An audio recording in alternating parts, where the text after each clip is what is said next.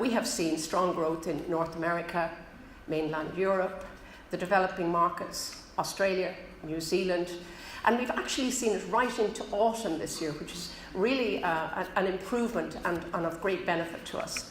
This strong performance has been vital in helping to offset the decline in the British market. The fall in the value of sterling has made Ireland more expensive for our British visitors, which we know. And we've seen the impact on those visitor numbers of late.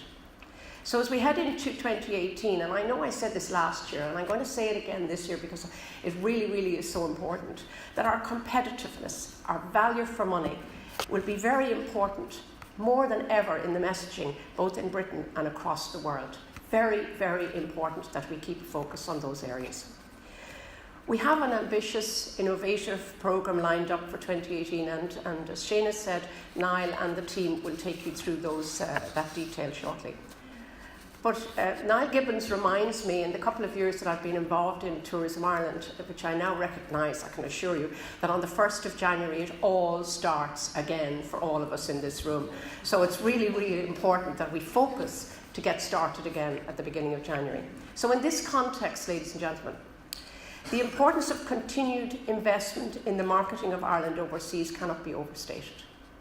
We have seen Ireland's ranking as a place to visit impacted by many of the major markets as competitor destinations simply outspend us. To date, happily, we have escaped the full implications of reduced market investment, but the mid to longer term implications for the sector are concerning, to say the least.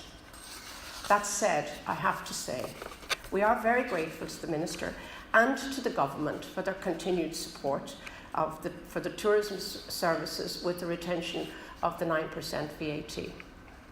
I also want to acknowledge and thank the Minister and his department for the additional €2 million capital funding allocated to Tourism Ireland for the digital enhancement, which again, you will see some of that later on under Mark's guidance at the end of the programme.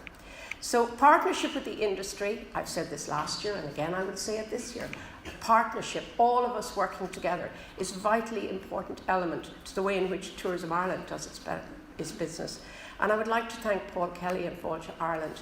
We have terrific support from them and we've worked very closely and successfully with them over the last year. Also thanks to the Central Marketing Partnership Group under the chairmanship of Paul Gallagher. I'd like to thank the steering groups who worked really hard in the reviews for both the US and for Germany, again under the chairmanship of Ruth Andrews and John Healy. Thank you very much. Finally, a big thank you to our Tourism Ireland teams. I've been very lucky to visit a number of the offices and markets, both here at home and across, I was going to say the world, but not quite yet. But I have to say, for somebody that's come from the private sector, and I know I said this before, but I am so impressed with the dedication, the professionalism, and particularly the innovation that I witness in with the Tourism Ireland teams. I have to congratulate them, they do a superb job.